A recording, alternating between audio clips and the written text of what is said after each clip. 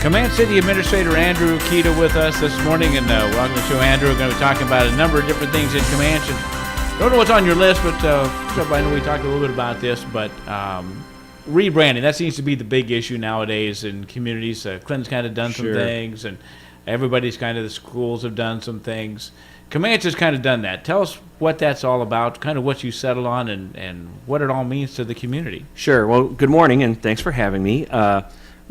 It all started with the community survey that we did, and we wanted to try and focus a different direction because we had multiple slogans for the town and multiple images that we used, and there was nothing really unifying what was going on and nothing really identifying what Camanche is other than what people identified in the survey as it being home. That word kept popping up. So we wanted to try and focus something on something that was an image or a professional-looking image for the city, a logo for the city, but something also a slogan that identified what the city is.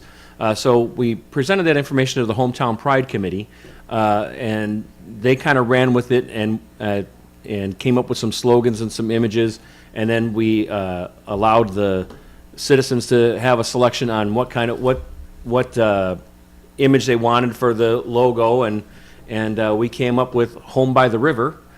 We wanted to make sure we identified Camanche's home because that was important to folks based on what we saw in the survey.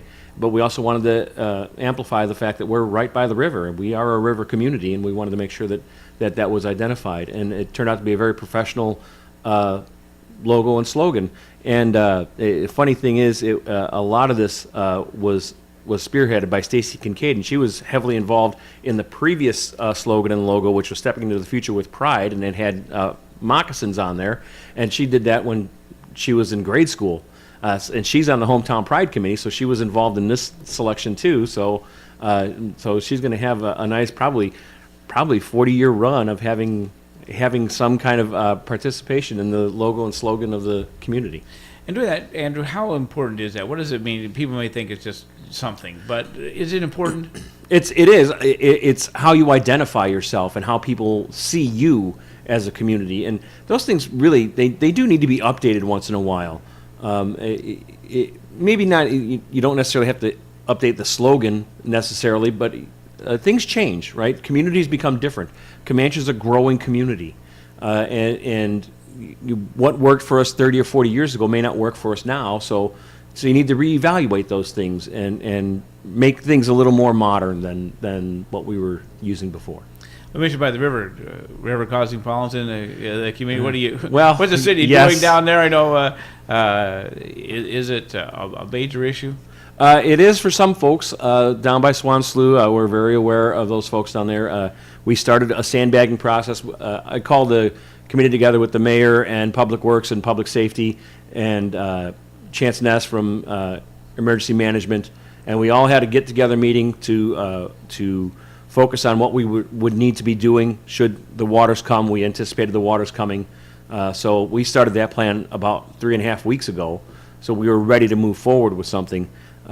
We started a sandbagging process. The folks at Logisticus there in Camanche, our neighbors there, helped us out by allowing us to use their property to create a sandbagging area. Reached out to the school district, Mr. Parker, and he sent us some young, healthy lads and lasses to come sandbag for us, because the funny thing is, I love our Public Works guys, but 3 of the guys that we have on staff were here for the flood in '93, so they've been here a while, and they're a little bit we would prefer them not be making too many sandbags for the amount that we needed. So we got some young folks to help us out, and it was a great way to help these young folks identify as being part of the community and what it takes to help out your neighbor. So we made a lot of sandbags. There's still more being made. People can come get some, or if the situation warrants, we can help deliver them as well. Right now, we've moved the bagging from Logisticus' property to the high school property. It's easier to get the kids right from the school walking across the football field to go help sandbag rather than busing them all the way to Logisticus. But we're very grateful, I want to say, to the folks at Logisticus for helping us out with that process. Does the water treatment plant or anything get affected there in Camanche? It does, but we don't have a water treatment plant anymore. We have we have the lift station, but it does get affected. So we've sandbagged around that, and if it gets bad enough, we have to get a little putt-putt boat to get over there and make sure everything's working right. So it's problematic. It looks like we've avoided the worst of the flooding. That although it's bad enough as it is, I think we're the fifth high. We're going to be the fifth highest we've ever been on recorded history, at least, and we're probably going to survive that okay. But for there for a while, it looked like it was going to be the worst. All it would have taken is a nice rainstorm up north, when before everything had thawed out, and we'd be washed out for sure. What's next? What's been going on in Camanche? We had tried to get you in periodically. What are some of the big issues down there that you want to talk about? Well, just on this past council meeting on Tuesday, the city council agreed in concept to having Republic service our garbage and recycling. So we'll be back to the point, I think, by the end of May, of restoring curbside recycling, which was a service we provided before, but it went away when our previous provider closed up shop, and we had to have Republic come in and help us out, and we're grateful to them for being able to help us out on such short notice when that event did happen. And now we're going to enter into an agreement with them to service us for the next 7 years, and they're going to supply cans. We're going to have a can system down there, so we'll be out of the business of leaving garbage bags out at the end of the street. It'll be a cleaner look that way, and I like to say I'm putting feral cats and raccoons out of business in Camanche. Their feast is over. When you do it, it's not quite finalized yet. I understand there's been some discussion making sure all things are, everybody agrees on all parts of the contract. A little, not final yet, but... Correct. There's little things here and there, things we're tidying up, and everybody's amicable and understanding of the things that we need to have changed in the contract, and it'll all work itself out. The mayor's been very helpful in covering that stuff, so we try to keep our legal fees down. So him and I work together on those issues, and we bang it out before we present it to legal, and they say, yeah, it looks good, so it only costs us 10 minutes rather than 3 hours. We like our legal team, but we like to save as much money as we can. So we were able to do that and find some things, and I think everybody's kind of in agreement where we're at. And this will get single stream recycling in Camanche? Yes. Well, we had single stream recycling before. It was just done at the curb. The previous carrier would sort items at the curb by hand. Plastic in this one, cardboard in this one, and it was very time consuming and difficult. This will now I'll put everything in one basket, and the can will lift just like we do here in Clinton, and it'll get dropped off at the Clinton County landfill, and then they scoop it up, put it in a truck, and take it down to Scott County where the machines do it for you. So you are going to use the Clinton County landfill for that? Yes, we have to. That's under the 2080 agreement with CCA, SWA. We have to use the Clinton County landfill. I think folks are looking forward to that, maybe get that garbage service back. For the most part, the recycling service is what they're really looking for.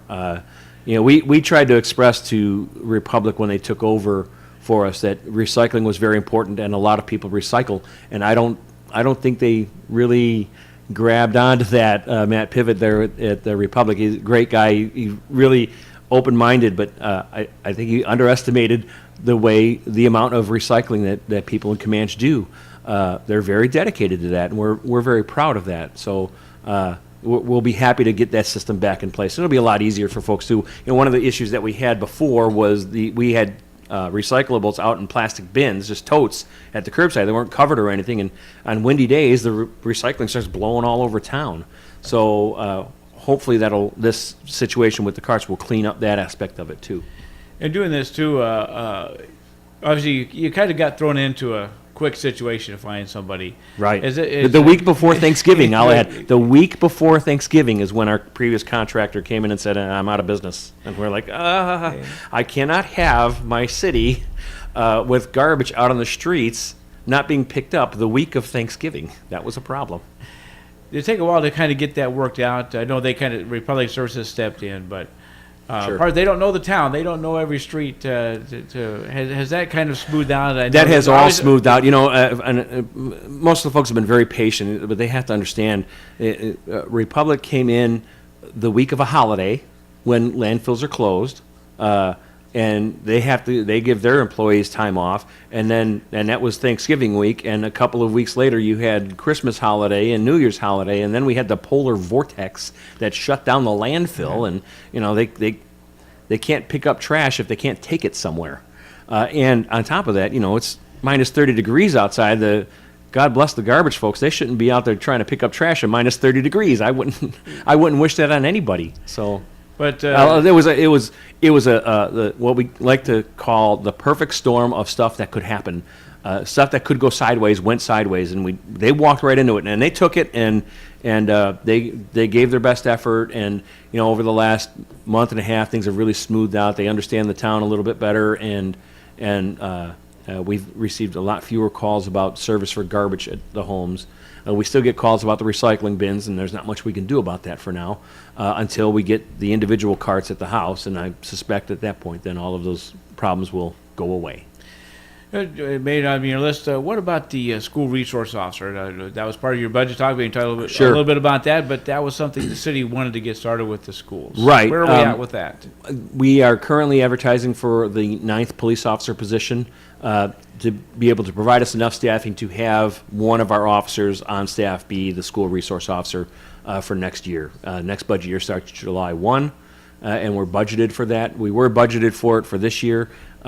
But we just didn't have enough on our list to be able to hire a 9th officer when that opportunity presented itself. So we're looking forward to going off for testing again. So you should be seeing that ad in the newspaper here shortly for folks who want to be a police officer. Sign up, come test, do the physical fitness test, and we'll create another list and hopefully hire our 9th officer for the city of Camanche. And that'll enable us to place one of our officers into the schools. And folks need to understand, too, that half of the salary and benefits for that SRO position is being funded by the school district, and the other half is being funded by the city.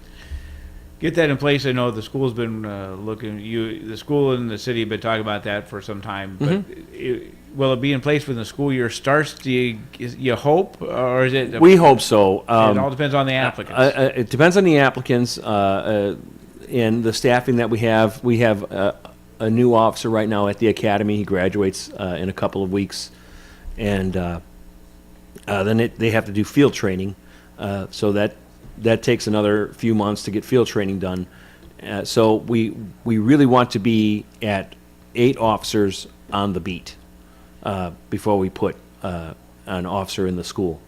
That's going to it becomes problematic because you have to have coverage, right? You have to have so many man hours of coverage. It's not really a matter of how many officers you have. It's a matter of how many man hours do you want coverage for your city, and how much of that time do you want 2 officers on staff, because you should have 2 officers on staff at all times. So you have someone pulled over, you need a backup, and it's a matter of a safety for our officers. And the world is changing that way too, right? There's always a hazard when officers are pulling people over on highways, and you keep seeing all this other stuff going on where officers are getting killed out on the highway just making traffic stops. So we have to have adequate staffing that are able to be on the beat. They've gone through the field training and all of that before we want to free up a person to be able to go into the school.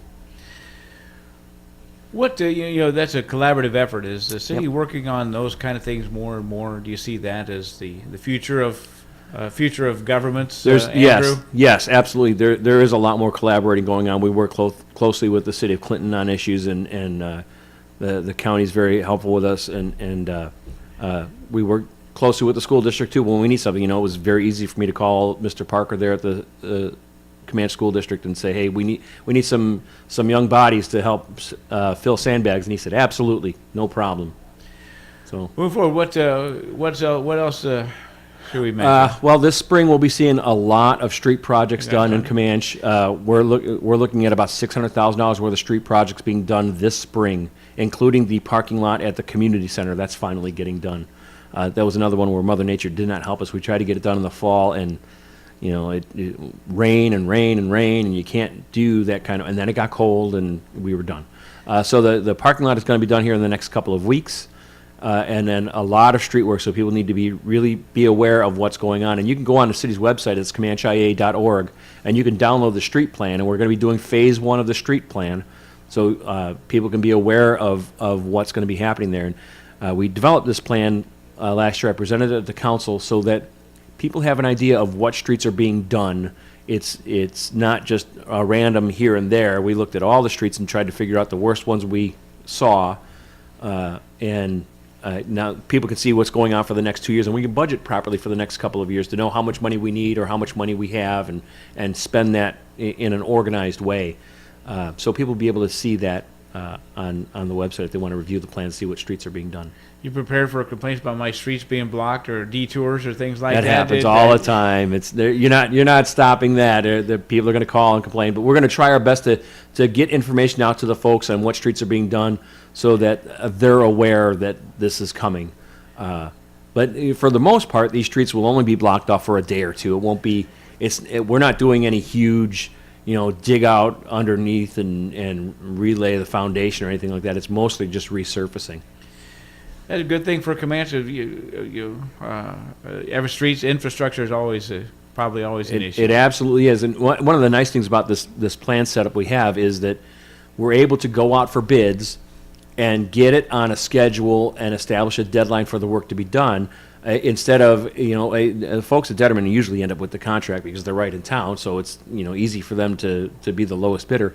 But we always try and fit in their schedule at the end of the year.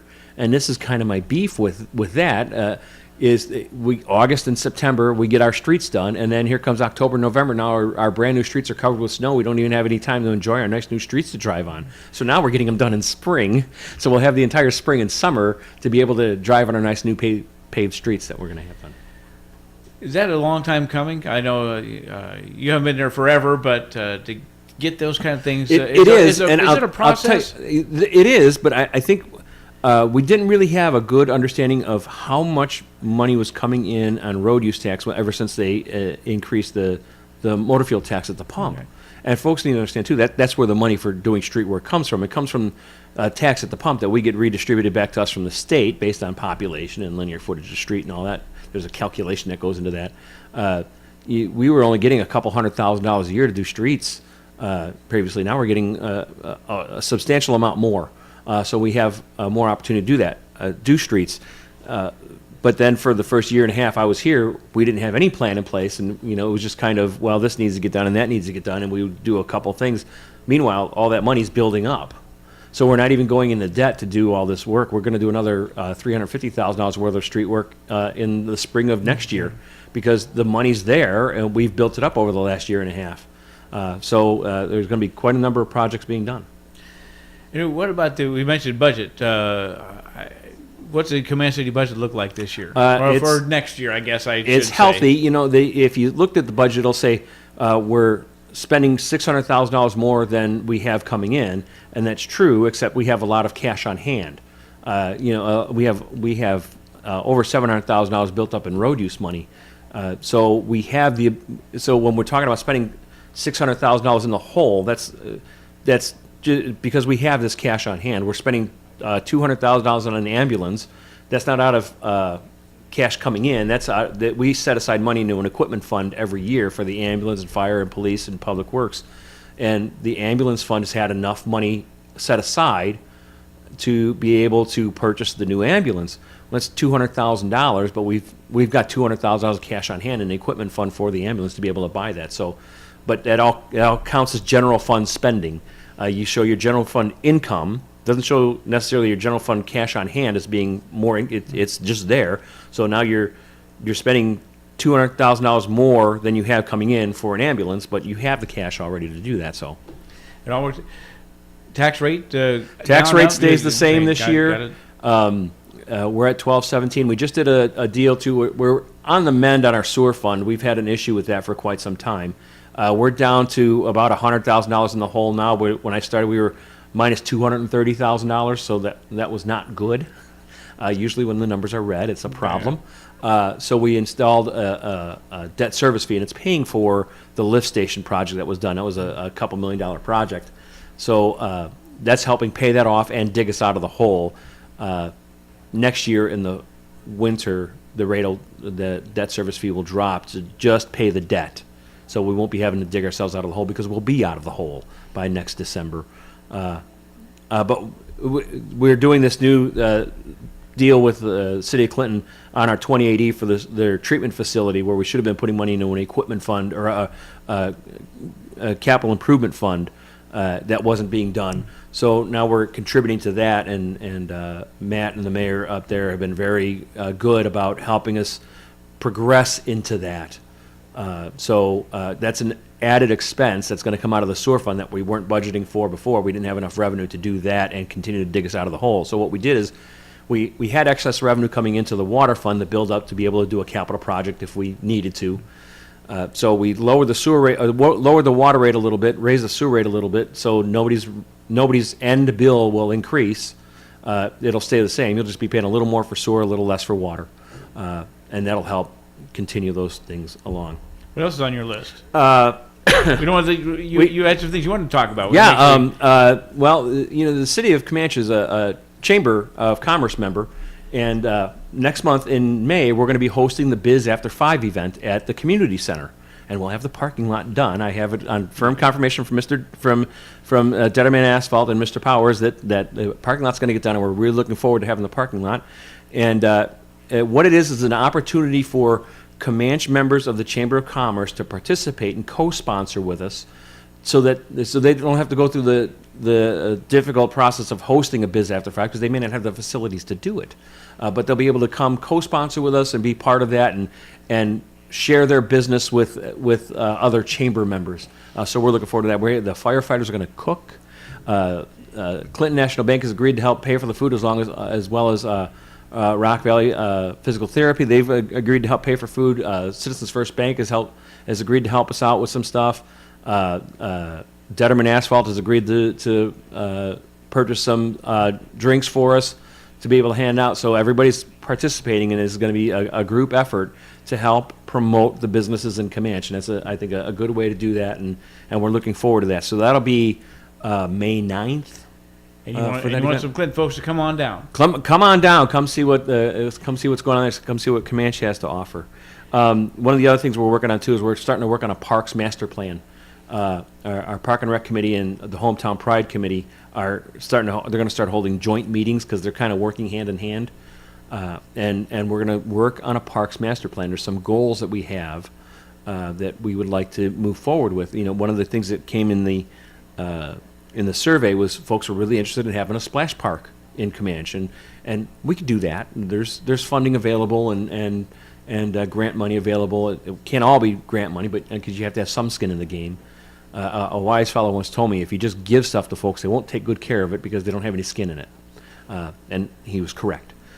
We would really like to do a band shell. One of the ideas for our ADA transition plan for parks is to have a sensory park that's all-inclusive for all kids to be able to play in, but it has things for kids with disabilities to also be able to play actively with other kids as well. So we'd like to look into doing something like that as well, and improve the parking lots and those kinds of things at the parks that we have now. Andrew, how long have you been the city administrator down in Camanche? About 2.5 years. 2.5 years. And I know it's your first city administrator. It seems like yesterday. Yeah, I was just in here last week, right? Yeah, just about. Have you learned a little bit too? Oh yeah, your first city administrator job. It is, and I've learned that some of the things that I've learned my folks at City Hall are going to chuckle, because it's true. You can please all of the people none of the time. That's what I say, and it's you try your best, but that's what you can do, is you can try. You can't please everybody. But you got to try and make the best decisions and just move forward on stuff. Well, I guess you got a minute or so left. What is that? What wrap-up comments you want to make? I saw on the internet, Dave, you started asking Matt Miller if I was going to be in the showboat this year. I did not audition this year. Let me tell you what. In my experience last year in Little Mermaid, and I love that whole cast and the whole group at Showboat. They're really fantastic people. That's a lot of work. And for 5 weeks, I was at work, and then rehearsal work, and then back at work, and then rehearsing or performing at night for 5 weeks. Those 5 weeks, I didn't get a day off. So that's rough when you're starting to get up there. I just cleared 50, and I was at 49 when I did it, and my body felt every bit of it. So I at least needed to take a year off. And I think I burned 3 vacation days last year just so I can get to rehearsals and get all everything that I needed to get done to get that show going. So. Yeah, Matthew wanted you to plug the upcoming seasons. Oh yeah. I thought maybe you were going to be in the show. I'm excited for the British Invasion. It's going to be a lot of fun. A couple of those shows I know fairly well, and they're great shows. I did Joseph way back in 1989, 1990 when I was stationed on Guam, and I just love that show. It's really fantastic. So you'll be sitting in the audience. I will be in the audience for sure, and hopefully I get to see some of my old friends, my old castmates. Well, maybe a lot of them come back. Maybe some will be on the shows too. I hope so. Haven't talked to Matthew who's coming back yet, so don't know. I don't know either. Well, thanks for coming in, Andrew Kida, Camanche City Administrator, with us today on our FYI show, and thanks for making the trip in. Thank you, sir.